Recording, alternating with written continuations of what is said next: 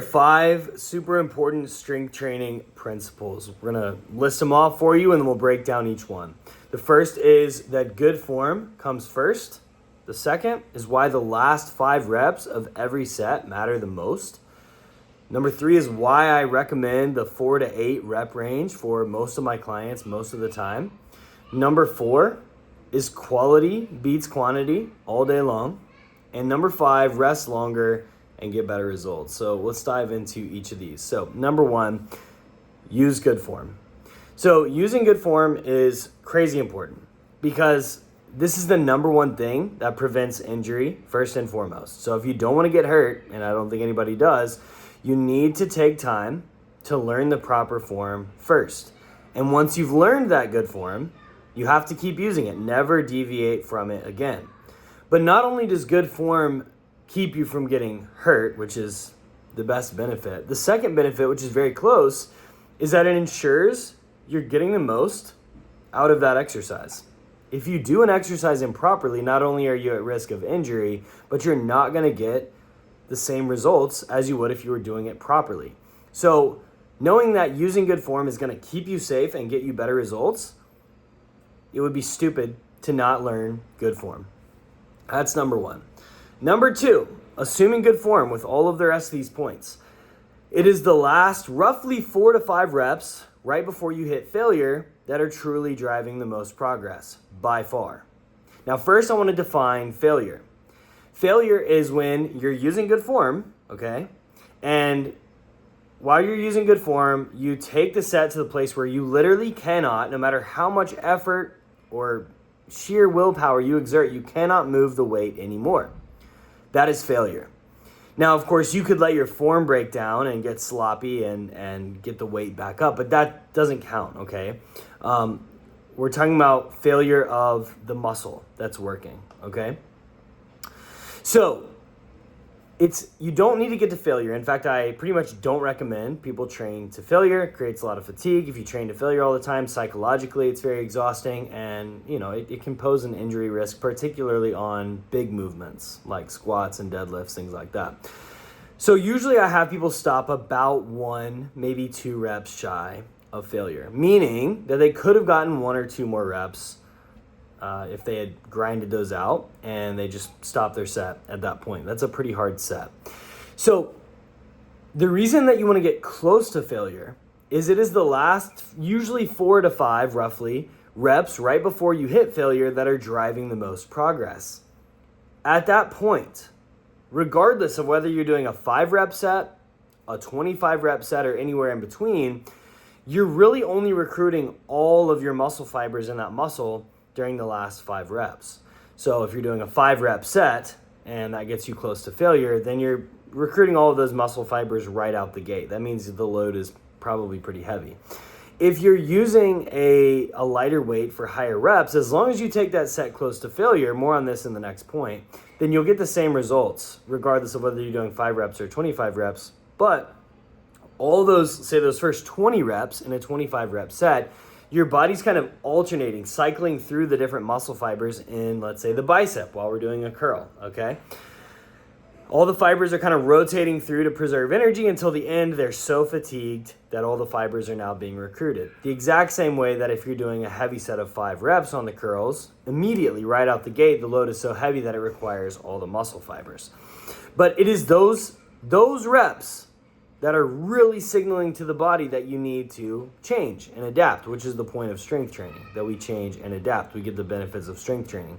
This also means if you're regularly leaving 5 or more reps left in the tank, even if you're getting a pump, you're sweaty, you're sore, you're tired, you're feeling it, the muscles are burning, it doesn't matter. That's right, it does not matter. The number 1 thing by far that's going to determine if you're making progress or not is if you're taking your sets close to failure. The person who only does sets of 5 is not going to feel a big burn. They may not even get a huge pump. They may not even be that sweaty, sore, or tired when they leave the gym. But if they do 2 to 3 high-quality sets taken close to failure, they're going to see way more progress with way less fatigue as a plus than somebody who's doing 10 to 20 sets but leaving 5+ reps in the tank, okay? So you got to get those last several reps right before failure. Again, you can leave 1 or 2 in the tank. I would recommend that, but you need to be getting close to failure. Now, why do I prefer the 4 to 8 rep range? Earlier, I was saying that pretty much anywhere between 3 or 4 reps and 30 reps, it's been shown that if you take those sets close to failure, then you're getting the same benefit. That's true, but practically, I like to see sets of 4 to 8. And the reason is you're getting right to those effective reps. There's no wasted reps, no wasted time, no wasted buildup. That's not to say you can't do higher reps if you prefer them. And there are some instances where I recommend them, but it's extremely rare. Because if we can just get right to those reps, that means it's dummy proof, okay? We don't have to wonder like, oh, I did 20 reps, like could I have done 25? We don't have to wonder about that. You know, when you're lifting a heavy load for 4 to 8 reps, very quickly, if you can or cannot get, another rep or two, you're gonna know. You get right to those effective reps right out the gate, which means pretty much every single rep that you do is driving progress.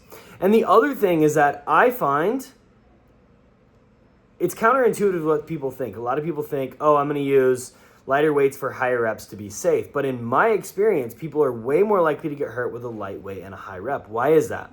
Well, it's because people don't respect the light weights.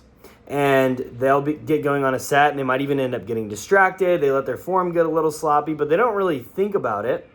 There's not a healthy respect, or even a healthy fear, dare I say, of the load they're using, and so they get sloppy. But I find when people are using heavy loads, heavy being relative to what they can do, it's an appropriate load for them, but a challenging heavy load, they respect that. There's a healthy fear around it, and they're not scared of lifting the weight, and they don't need to be, but they treat it with respect, and as a result, they keep their form dialed in. Plus, if you're only having to keep your form dialed in for 5 reps versus 25 reps, it's a lot easier to stay focused for those 5 reps than it is to stay focused for 25. So that's why, practically speaking, even though 3 to 30 reps will produce probably the same results, as long as you're taking those sets close to failure, I think the 4 to 8 rep range wins for most people most of the time. This brings me to my next point, which is quality beats quantity. This is basically a summary of everything we've been saying. You're going to use good form. You're going to use a full range of motion. You're going to take those sets close to failure. And the goal is quality, not quantity. The goal is not to do a gazillion sets. The goal is to do 2, maybe 3 sets per muscle group per workout, done maybe twice a week.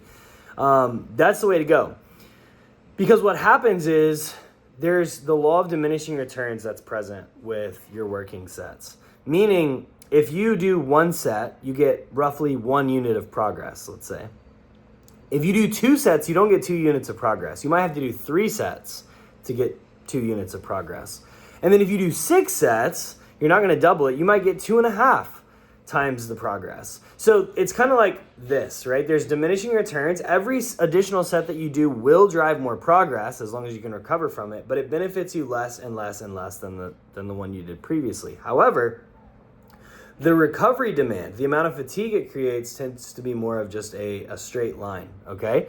You do triple the work, it's triple the recovery demand. But if you do triple the work, it's only double the results. If you do 6 times the work, it's 6 times the recovery demand, but it might only be 2.5 times the result. So you want to find the sweet spot for you. For most of our clients, we recommend 2 to 3 sets per muscle group, done twice per week. This is going to get you really great results. Probably gets you 70 to 80%, maybe more of the results that you're able to get from that session, and you don't have to worry about leaving, super fatigued. Now, the last thing I'll talk about is rest periods. All right, you probably want to be resting longer than you currently are. In the name of quality over quantity, rest periods is part of this conversation. There's a study done that showed that somebody who rests 3 minutes between sets is going to get substantially better results than somebody who rests 1 minute between sets. Now, again, this is counterintuitive. A lot of people think the more that I do, the faster I do, the more work I can do, which we've already established what happens when you do that. But they think if I can do more sets in a shorter amount of time, I'm more tired, I'm more fatigued, and so that must be better for results. Well, it's not. So again, the name of the game is quality over quantity. The name of the game is sending the right signal to the body and then allowing the body plenty of time to rest and recover. So we do recommend that you rest usually 2 to 3 minutes between sets, sometimes more like 60 to 90 seconds on some of your smaller movements like curls, any arm or ab exercise, but certainly your big movements, squats, deadlifts, RDLs, bench presses, push-ups, dumbbell bench press, rows, pull-ups, etc., you should be resting 2 to 3 minutes between sets. So to sum it up, all right, these are 5 things you definitely want to remember when you're working out, when you're doing strength training. Use good form. Take your sets close to failure. Train primarily in the 4 to 8 rep range. Remember, the game is quality over quantity. And you want to make sure that you're resting plenty between sets.